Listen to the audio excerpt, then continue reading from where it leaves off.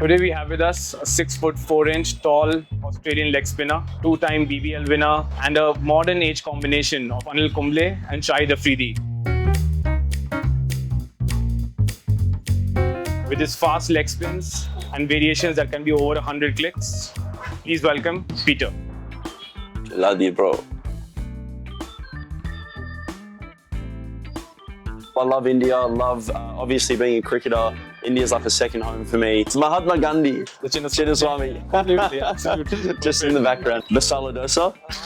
My dad is a sports administrator. He used to work for Cricket Australia. We used to play in the backyard. Backyard cricket in Australia is such a big thing. Shane Warne wants me to quit to play cricket. And he's like, you know what? Yeah, get out of here. I got an opportunity because Imran Tahir pulled out of the Big Bash that year. You know, you hear whispers of some things like an Indian T10. I hope it happens.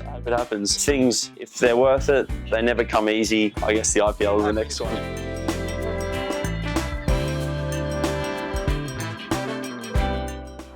How are you, Peter? Thank you. Good. Thanks for having me. It's great to be here. This is not your first time here in India. What brings you to India this time around? How's the experience in India been like?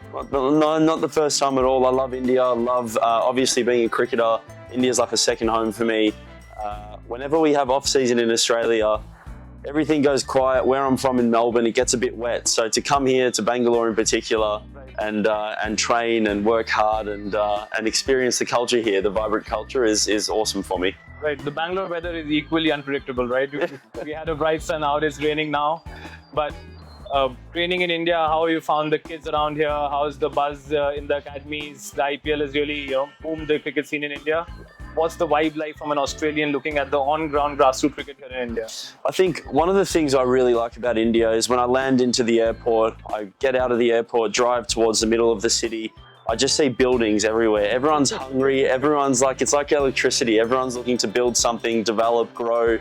And it's amazing for me as a cricketer with such depth, so many people in a country. The depth of talent is amazing, and for me, I get to come here.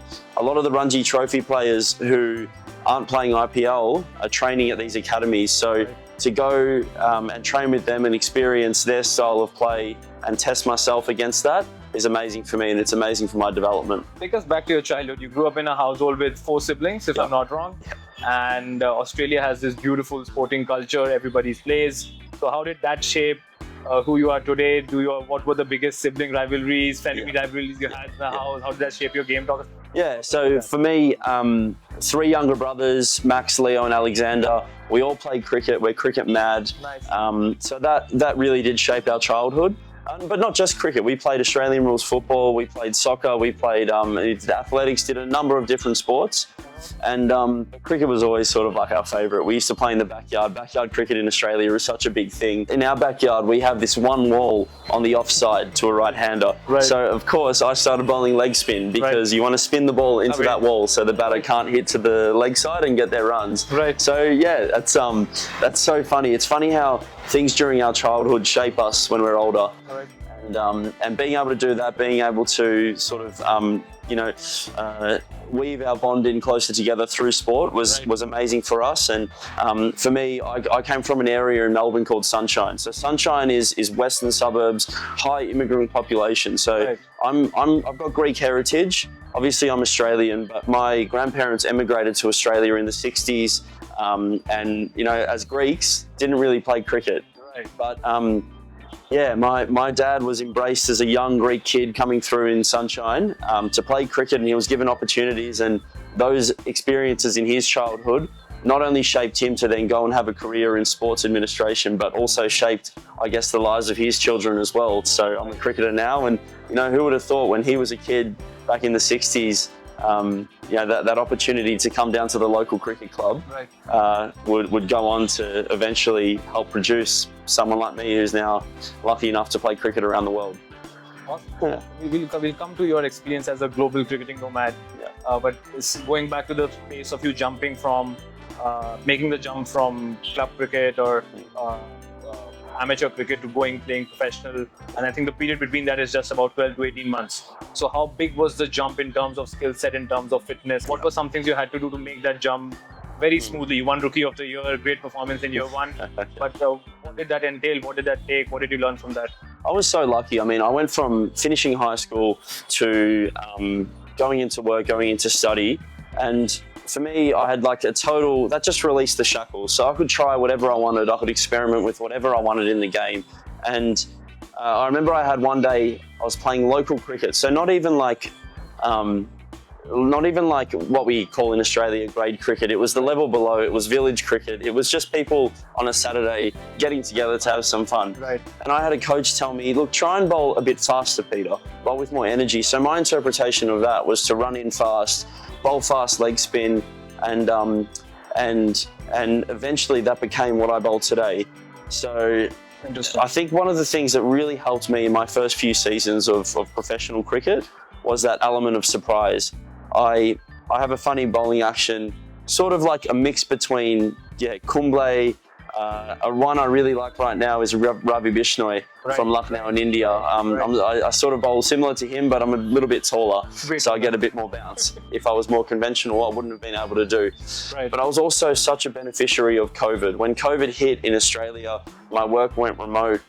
Melbourne went into a hard lockdown. So what I did was I moved from Melbourne to Adelaide to continue playing cricket. My work was remote, so I could continue doing that as well. And I got an opportunity because Imran Tahir pulled out of the Big Bash that year. He didn't want to, I think he got COVID or something, some complication. So he pulled out of the Big Bash. And because he pulled out, I was in Adelaide, which wasn't in lockdown. The Big Bash was in Hobart, another Australian city that wasn't in lockdown as well. I got to travel from Adelaide to Hobart to play there. Initially, it was a 1-week trial period. I played one practice game, I did well, another one I did well, and then I debuted and I did well. And it's sort of just been like, an amazing journey ever since. At this level, I believe mental toughness and resilience becomes very key differentiators for sportsmen, right? And as you play around the world, multiple leagues, it becomes even tougher. So, like, what are your go-to routines that help you, stay in that space, continue believing in yourself? What have you found works for you to keep you in that space that an athlete at Khiladi needs to be to continue performing? From a mental preparedness. One of the biggest things that's helped me prepare, stay sort of, have clarity in my mind mentally, all that sort of stuff, is having that career fallback option. Just like you to express. Exactly. When like right now, I'm a freelancer. I sign short-term contracts, options, drafts, these sort of things. So often I don't know where I'm going to be, if I'm going to be picked up, where, like what, how, whatever. I don't know the answers. So when you're living a life where you're in limbo all the time, you don't have answers, you don't know where you're going to be, anything like that, to have a solid foundation outside of the game has helped me so much with staying calm, staying sort of, being in a position to focus on the process rather than the outcome and these sort of things. When you're really, relying on a contract to meet mortgage repayments and stuff like that, meet whatever obligations you have, it can be challenging. But because I've sort of got that background, I've been really fortunate in that I know that I'm going to be okay. Fair. While you're playing your professional career, I'm sure you've had to take a call of focusing on the professional career, on the cricket professional career for a period of time and taking a step back from your role at KPMG and finance. So my question is more because Indians are really driven by family values and what the household has to say. So when you were making that switch, when was it clear to you that I can make the complete switch now, given that you have this backing of falling back on a proper career? What was the story where you personally felt I can take that jump, and then what was the family's view on it, and were you able to move on immediately, or was there a discussion and some thought process behind it? It was pretty simple for me. I was really fortunate. In my first season of the Big Bash, Shane Warne was commentating on my games, and he was so complimentary of me, and he was really fantastic. And I sort of reached out to him just to thank him, because when he puts his weight behind someone, it means a lot, right? Absolutely. So I just sent him a message on Instagram thanking him, just saying, look, thanks, obviously, like what you say means a lot. So we just sort of developed a relationship from there. And after that happened, I was in my office working one day, and I got a text message from him, And of course, when you get a text message from someone like that, you immediately tense up. I don't know, you get nervous. It's fantastic. So got that message from him, and basically he said to me, "Hey mate, are you registered for the 100 draft, the 100 in the UK?" And I said, yeah, like I can make the registration happen. Right. Why? What are you thinking? And you know, he said he was going to pick me up. So it was pretty simple, really. I mean, when someone like that says they're going to pick you up in one of their teams, that's probably the moment to put your career on hold for a little bit and focus on cricket. But you know, so I sort of took that to my boss at work and I said, hey, look, Shane Warne wants me to quit to play cricket. And he's like, you know what? Yeah, get out of here. But so I quit working. I stopped that job. I've kept amazing ties with my office, not only at KPMG, but I also worked for another company called Zenith Investment Partners in Melbourne who are in fund management. So I've kept great relations with both of those companies, but I've also studied. So I'm doing my CFA, Chartered Financial Analyst, sort of going through those exams at the minute. So I sit my exam in November.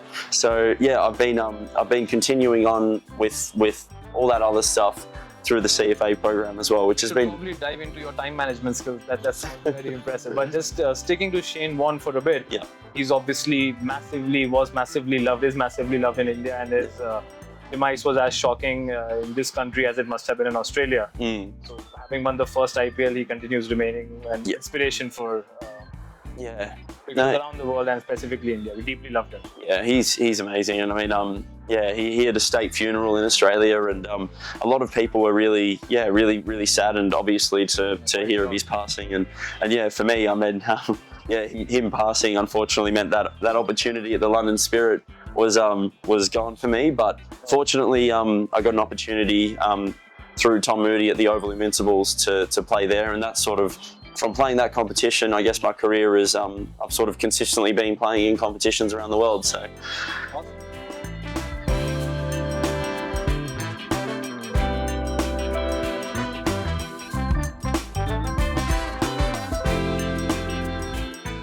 If you could only eat the same 3 meals for the rest of your life, breakfast, lunch and dinner, what would they be? Masala dosa in the morning. Awesome.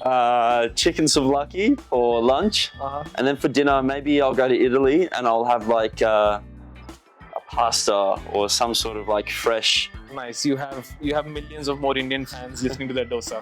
Awesome. If you could have one superpower, what would that be? One superpower, maybe like something really strange, to be able to rotate my arm really fast so I can bowl fast. I don't know. Awesome. Yeah, that I saw Mayank Yadav at Chinnaswamy not long ago, and that guy was bowling heat. So to be able to do something like that, that's a superpower for me. Just a power arm. Just perfect. What are the top 3 favorite songs on your playlist right now? You know, because I've been in India for the past couple of weeks, I've sort of like taken a liking to some Punjabi songs. Oh, nice. And then, you know, the Punjabi songs have become bigger overseas as well and stuff like that. Not that I listen to Punjabi music all the time, but anyway, it's something that I've started listening to more and more. Also, Eurovision just happened, so there's this song called Euro Papa from some guy in the Netherlands that I like, and then something from Australia. I don't know, I like Kylie Minogue. Sometimes my friends and I laugh about Kylie Minogue and playing her music. Awesome. Favorite sports movie? Oh, sports movie. So many sports movies, man. I mean, for me, my first insight into IPL cricket was through that Mumbai Indians Fever movie on Netflix. Right. So I enjoyed that, and that was obviously like something that's you know, relevant for my career. It's a good insight for my career as a player now. That was really cool, and you know, to see the big brand that Mumbai are, yeah, that was really cool for me. I really like football as well. So I enjoyed watching Sunderland Till I Die. That was another cool one. What else? I'm sure I'm missing something, but those 2 are the first ones that come to mind. Yeah, some very weird questions I'm going to ask. Yeah, give me the weird ones. Give me weird. I want weird. I want weird. Sure. Yeah. An alien invasion is imminent.